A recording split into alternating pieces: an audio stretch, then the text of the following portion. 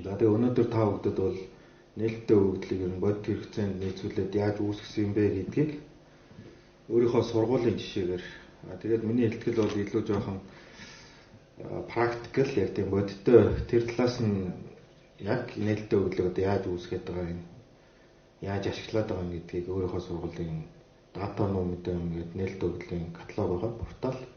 Тэгээ энэ дээр жишээгээр тайлбарлая гэдэг. За сая бол ихтгэлүүдээр гарч нээлттэй өгөгдөл гэдэг. За мөн учрал сайдын ярианд ч гарсан. Өөр зорилгоор дахин хэрэгжилж болно гэдэг. Ерөөсөө нээлттэй өгөгдлийн гол философи чинь хэрвээ өгөгдөл зүгээр мэд хийх талаас нь зүгээр хараарай гэдэг байдлаар нь ашиглах юм бол энэ бол нэг тийм сайн зүйл биш байгаа. Одоо сүүлийн үед бол өгөгдлийг ашиглаад ашиг бол гэдэг. Бизнест ашиг бол. Тэгэхээр бид нэр төрийн байгууллагаас гаргаж байгаа нээлттэй өгөгдөл бол өөрөө бизнесийн байгууллагад очоод тэрийн нэг ашиглаад ашиг олж авах юм бол энэ цаашаа хөгжинө. Гол философи бол юм байж байгаа. За би бас сэтгэл дээр ярина энэ зарим манай дөрвөн журам дээр бас яг энэ философи бас яаж алдагдаад байгаа юм бэ гэдгийг бас ганц нэг зүйлт дээр нь харьцуулж харуулъя гэж бодож байгаа. За нээлттэй өгөгдлийн хувьд бол өгөгдлийн чанар бас сая бид нэр ярьж байна. Тэгэхээр нээлттэй өгөгдлийн чанар ер нь data quality бол өөрөө үнэн зөв байх, бүрэн гүйцэд байх гэдэг маш олон юм шинжүүдтэй. Гэхдээ эдгээрээс нэг нь болохоор энэ өгөгдлийн формат буюу бүтцийн хувьд хэр зэрэг хэрэглэхэд эвтэйхэн байгаа юм бэ гэдэг бас нэг юм чанарын асуудал яригддаг. Тэгээ нээлттэй өгөгдлийг бол үндсэндээ 5 одны схем буюу 5 төвшөнд чанарыг авч үздэг. Хамгийн эхнийх нь бол бид нэр PDF байна. 1 одтой. Тэгэхээр энэ 1 одтой өгөгдөл хэрвээ OWL гэдэг нь бол энэ open license буюу түрүүний дээр нээлттэй лицензтэй ашиглахыг зөвшөөрсөн тэр лиценз нь байж байгаа юм бол энэ бол нээлттэй өгөгдөл болж байгаа. Тэгэхгүй манай өнөөдөр төрийн байгууллага дээр байгаа HTML дээр нэг хүснэг тавьчаад тэнд ямар ч лиценз байхгүй бол энэ бол яг нээлттэй өгөгдөл бол биш. Зүгээр л нийтийн мэдээлэл буюу гаргаад тавьсан юм мэдээлэл гэж ойлгож байна. За тэгээд энэний дараа нь бол дараагийн 2 дахь хот нь бол Excel. Өөрөөр хэлэх юм бол энийг ашиглаад бид нэр тооцоо гэж бодно. PDF бол зөвхөн хүндэл зориулаад унших боломжтой болчих. За энэний дараа бол CSV буюу нээлттэй форматаар өгөгдлийг нийтлэхээр ямар ч програм хангамжаар тэр ашиглах байгаа хүн боловсруулаад ашиглах юм боломжийг олгож байгаа. 4 одтой нь бол RDF буюу өгөгдлүүд хоорондоо холбох боломжтой. Гэхдээ зөвхөн нэг мэдээлэл хариуцагчаас ч юм уу гаргасан ийм өгөгдлүүд байж байгаа. 5 одтой гэх юм бол бусад байгууллагын өгөгдөлтөд холбогдчихсон өгөгдөл гэсэн. Тэгэхээр өнөөдөр дэлхийд дээр бол одоо энэ нээлттэй өгөгдлөөр тэргүүлж байгаа Америк, Их Британи гэдэг мөн Солонгос ч гэдэг юм уу эдгээр улсууд бол ерөөсөө энэ linked open data буюу төрийн байгууллагын бүх өгөгдлийг хооронд нь нэг үрчлэн, бүр хэсэгчлэн маш жижиг хэмжээнд хувааж агаад бүгдийг холбоё гэдэг ийм л хандлага руу явж байгаа дэлхийн нийтээр. Манай улсын хувьд бол зарим нь бол PDF, ихэнх нь зарим PDF байж гин, HTML файлууд вебсайтаараа тавьсан байна. Excel-үүдийг бас хаяа татж авахар тавьсан байдаг. За CSV-г бол ер нь бараг л татж авахар тавиагүй байгаа тийм. Шилэн данс бол жишээлх юм бол энэ PDF HTML-ээр байгаа. Хэдийгээр хүснэгт байгаа ч гэсэн тэр бол шууд татаж аваад хүн боловсруулалт хийх боломжгүй гэхээр тэр бол чанарын хувьд бол 1 одтой өгөгдөл. За дээр нь бол яг жинхэнэ нээлттэй өгөгдөл бол биш. Ягдгүй лиценз баг. Эдэнтэй адилхан одоо хасхан байна, хуулийн этгээдийн бүртгэл, улсын бүртгэлийн газрын нээлттэй өгөгдөл байна. Эднэр нь бол яг 1 одтой нээлттэй 1 одтой болгоч гэхдээ бол нээлттэй өгөгдөл, жинхэнэ нээлттэй өгөгдөл биш байна. Харин статистикийн 12 бол лицензээ тавьсан, татаж авдаг. Тэр үтгийг бол бүр мэдээллийн системээс нь шууд татаж авдаг. Тухайн үед өгөгдлийг авъя гэхээр яг одоо байгаа өгөгдлийг шууд гаргаж өгдөг ийм API-тай. Мөн Tender.gov-ийн API-тай. Гэхдээ Tender.gov-ийн дээр бол лиценз бол байхгүй. За бидний Mosi-ийн хувьд бол data нуумтай юм нэгэд каталог байгаа. Энэ дээр бол өгөгдлүүд нь бүгдээ лицензтэй. Одоо би тэгэд бол 4 одтой өгөгдөл буюу юм дижитал Mosi төсөл бас их сургууль дээр хэрэгжүүлээд энэ RDF буюу өгөгдлүүдийг хооронд нь маш доод түвшинд холбосон юм байдлаар гаргахаар ингэ ажиллаж байгаа. За дата нөмөр бол бид 2018 онд хийсэн. Энэ бол Мойсийн нээлттэй өгөгдлийн нэгдсэн каталог байгаа. Ерөөсөө гол санаа нь бол шинэ боломжийг нээх юм зорилготой. Их сургуулийн өмнө тулгамдж байгаа асуудлуудыг өгөгдлөөр шийдвэрлэе. За мөн бусад одоо их сургуультай хамтардаг байгууллагуудад өгөгдлийг одоо дамжуулж хамтын ажиллагаагаа дэмжье гэсэн ийм санаагаар үүсгэсэн. Дата нөмөр гэдэг ороод харах юм бол иймэрхүү яга одоогор бол 35 өгөгдлийн бүрдэлтэй сэдвүүдтэй Open Data Gov.mn гэдэг тэр порталтай адилхан одоо ийм систем дээр хийгдсэн ийм портал байна. За ингээд ийшээ орох юм бол өгөгдлийн бүрдлүүд нь байж гин. Багш ажилтнуудын нэрс Web of Science буюу нөгөө өндөр чанарын одоо олон улсын сэтгүүл төвлөрсөн үйлдэлүүдийн жагсаалт гэдэг юм. Тэгэхээр эндээс бол хэн багш нь олон улсад ямар судалгаа хийдэг гэдгийг дата мэдээллүүдийг авах боломжтой. Хичээлийн тухай мэдээлэл гэдэг. Ерөнхийдөө бол 9 бүлгийн нэг 23 төрлийн өгөгдлийн бүрдэл. За энд бол одоо байгууллагын бүтэц, багш ажилчид, судалгаа, төсөл, за хичээл, сургалтын төлөвлөгөө хөтөлбөр. Одоо өөрөөр хэлэх юм бол Мойсийн бүх бакалаврын 140 хөтөлбөрийн дата бол энэ дээр Excel-ээр байж байгаа гэсэн. CSV-гээр татчих болно.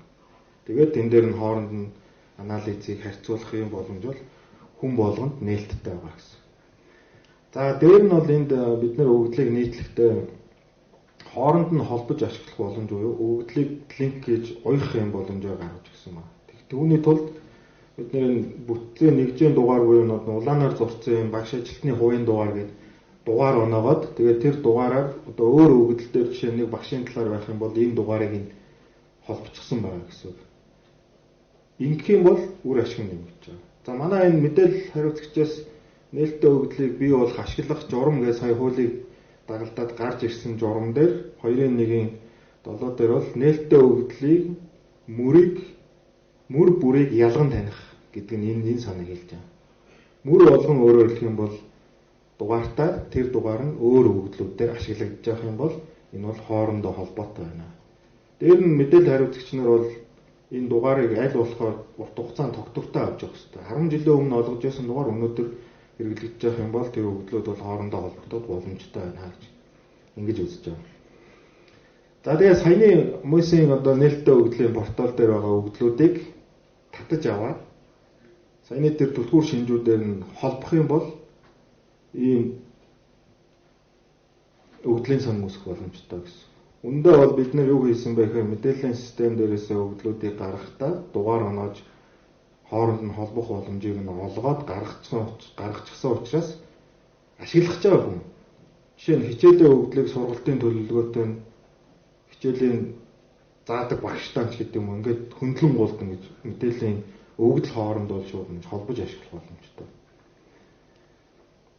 За өгөгдлийг яаж нийтлсэн бэ гэхээр нэг хэсгийг нь бол гар аргаар. Гэхдээ гар аргаар нийтлсэн өгөгдөл бол маш бага. Манай зарим мэрэгчлэнүүд бол боловсруулсан одоо Excel-ийн файлаа бол CSV формат руу хувиргаад ингээ гаргасан. Энэ бол шинжлэхдэх давтамж болон хугацааны хувьд бол харилцан адилгүй. Хоёр дахь нь бол ихэнх өгөгдлийг бол бид нэр системээс портал шууд автоматар нийтэлж байгаа. Ингэж нийтлсэний давуу тал нь бол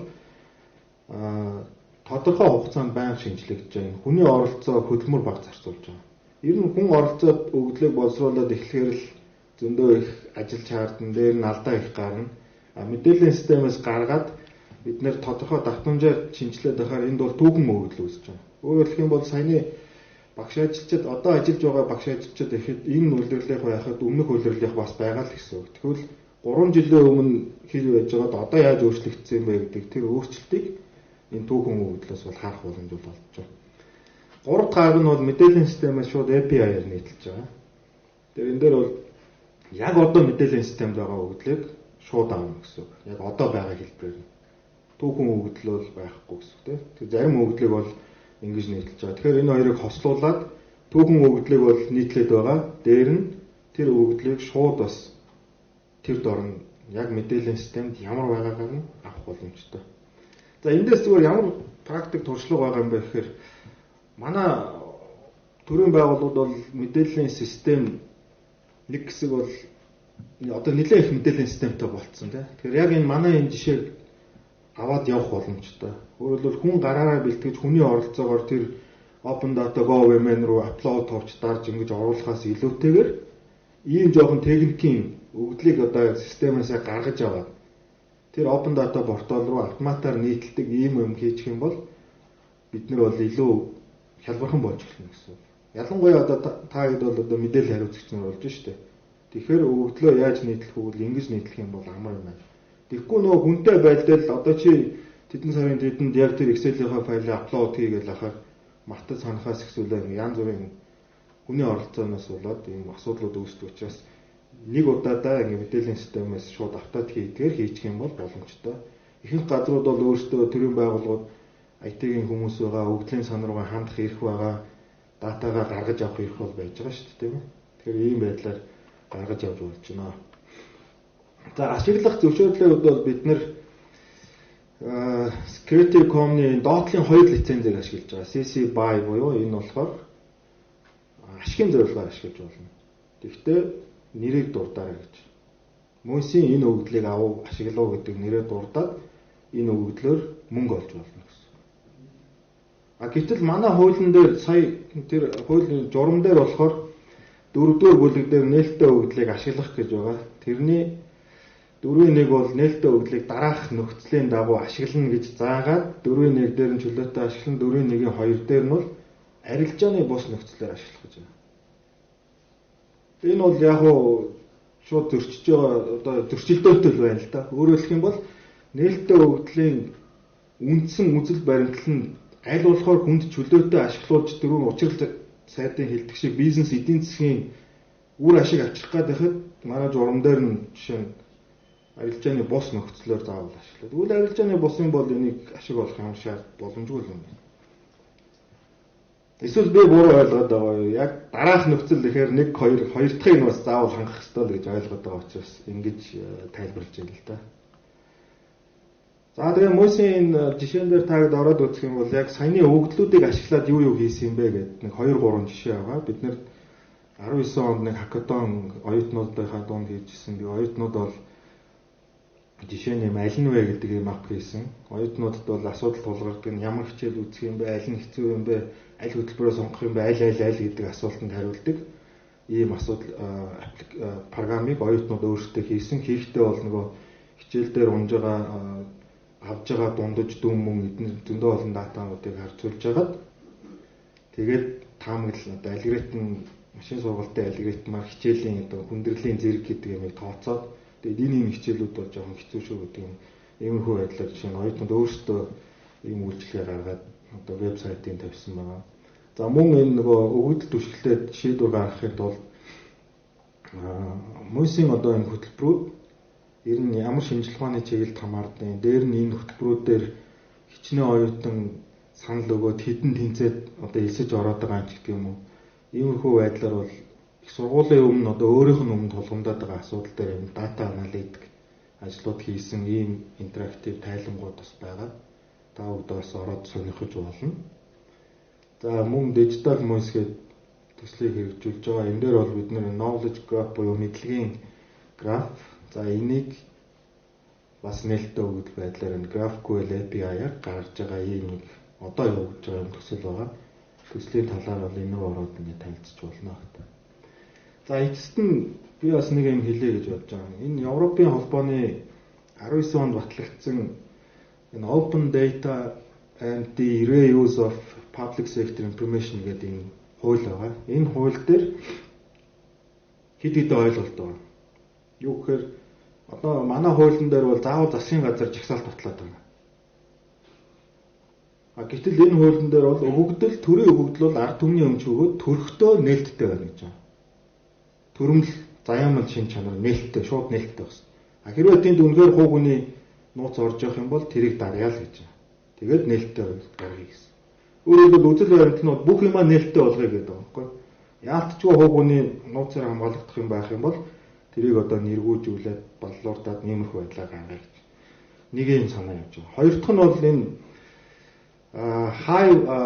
ерөөсөө хамгийн ихний одоо новоноор бичсэн бол түрүү учрал сайд шилж ийн яг л эдийн засгийн хувьд үр ашигтай байдал руу энэ хуулийн үзэл баримтлалыг тодорхойлсон байна. Гэтэл манай хууль бол эдийн засаг гэхээсээ илүү дандаа мэд хэрэгтэй холбоотой нийтийн мэдээлэл мэдээд яах юм гэдэг тийм үзэл баримтлал тэнд бас сайн тусгагдаагүй мүү гэж би хувьдаа бол хараад байна тийм. Тэгээ энэ дээр бол бүр бичсэн байгаа байхгүй юу? Мэдэх эрх гэхээсээ илүүтэйгээр бүр эдийн засгийн юутай байна гэдэг нь энэ хуулийн үзэл баримтлал шүү гэж томьёолоо. Тэгээд аль болохоор энэ жижиг дунд бизнес, шинэ гарааны компаниудын өгөгдлийг ашиглаад шинэ үйлчилгээ, шинэ ажлын байр бий болгоорой гэдэг тийм үзэл баримтлалыг суулгасан. За дээр нь өндөр үр ашигтай дата сет буюу өгөгдлийн бүрдэл гэж гаргасан байна. Энийг бүр 6 төрлийг заасан байна. Газар зүй, хүрээлэн буй орчин, уур амьсгал, тэгээд статистик, дээр нь энэ компани болон эцсийн өмчлөгч нар. Энэ үр заавал бүр байх ёстой. Энэ чинь өөрөө маш олон өгөгдөл төр энэ компани чинь явж байдаг шүү дээ. Гэтэл одоо бид нар бол компани нэрийг нууцлах уугүй юу гэдэг тийм болчиход байгаа байхгүй юу? Манай хуулиар. Регистрийн дугаартаа нэртэй бүгдээрээ ингэж байж ах шүү дээ. Яг одоо бол Open Data Forum дээр нэг компаниар норж авч болж байгаа л да. Тэгээ mobility үе тээвэртэй холбоотой энэ 6 бол өндөр үр ашигтай нийгэм эдийн засгийн ач холбогдолтой учраас эднэрийг динамик дата буюу бүр шууд нийтэлж явах хэрэгтэй гэдэг ийм хуульчлалыг энд зааж өгсөн байна. Тэгээ бүр болдгоо маа арга ядаад шууд ингээд API-аар авч чаддгүй маа гэхэд bulk download буюу бүгдийг нэг дор татаж авдаг байх хэрэгтэй гэж ингэж зааж байгаа. Түүнээс одоо манай улсын бүртгэлийн 200 хэдэн мянган аж ахуйн нэгж байгаа. Гэхдээ тэднийг бүгдийг нэг дор татчих авах боломж байгаа юу? Байхгүй. Дандаа регистрийн дугаарыг нэрээр нь хайж орж ажил нэг нэгээр нь л авах боломж. Тэгээ bulk download API гэдэг ийм ойлголтуудыг нь хуулиндаа бол ингээд тусгаад өгсөн байж байгаа. За тэгээд эцэст нь хэлэхэд бол энэ биднэрт бол энэ улс төрийн манлайл бол бас их чухал байгаа. Яг гоо өнөөдөр ингээд хууль гарч байгаа сайн хэрэг анхны алхмаа хийж юм. Гэхдээ зөвхөн одоо сайд дээд улс төрийн төвшнөөс гадна дунд чадны менежерүүдийн оролцоо манлайл бол чухал байгаа. Тэгэхээр эдгээр бол өгөгдөл бол өөрөө бол баялаг, энэ бол ассет буюу энэ хөрөнгийг одоо захиран зарцуулах, энийг ашиглах, шинэ бүтээгдэхүүн үйлчилгээ үүсгэх энэ хандлагаар манлайлах хэрэгтэй байна. Ялангуяа дунд чадны менежерүүдийн хууль нь гарчлаа, нөгөө талд нь нөгөө мэдээлэл нууцыг хадгалах хууль гарчлаа. Тэгэхээр биднэрт бол хууль эрх зүйн хүрээнд бол шууд шийдвэрээ гаргаа явах бол буян боломж бол байна. Тэгэхээр болон бизнест ашиглуулъя, иргэд болон бизнест бол ашиглуулъя гэдэг. За дээр нь бол яг бас зарим нэг түүчээ байгууллагууд бол энэ бусдадаа үлгэр болохоор юм сайн жишээнүүдийг Монгол улс одоо харуулах хэрэгтэй. Яг саяны дөрөвний илтгэдээр гарч байгаа гадаадад ингээд жишээнүүд гараад байгаа шиг яг ингэж нээлттэй өгдлөг үүсгээд ингэж ашиглаад ийм валу авчирлаа гэдэг.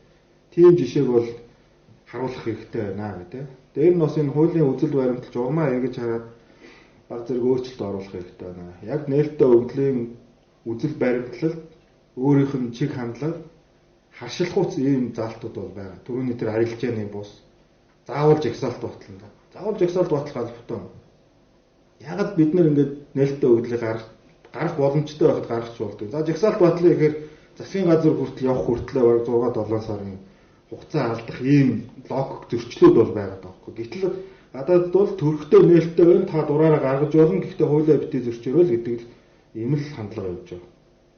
Тэгээ мэдээж бол чадварыг сайжруулах хэрэгтэй. Энэ бол бодлого тодорхойлох буюу одоо яам дээд түвшний байгууллагуудад мөн яг хэрэгжүүлэх төвшөнд буюу тэр дунд чадны яг агентлаг тэр төвшөнд бол энийг чадварыгаа сайжруулаад сургалт явуулаад ингээд ашиглах хэрэгтэй.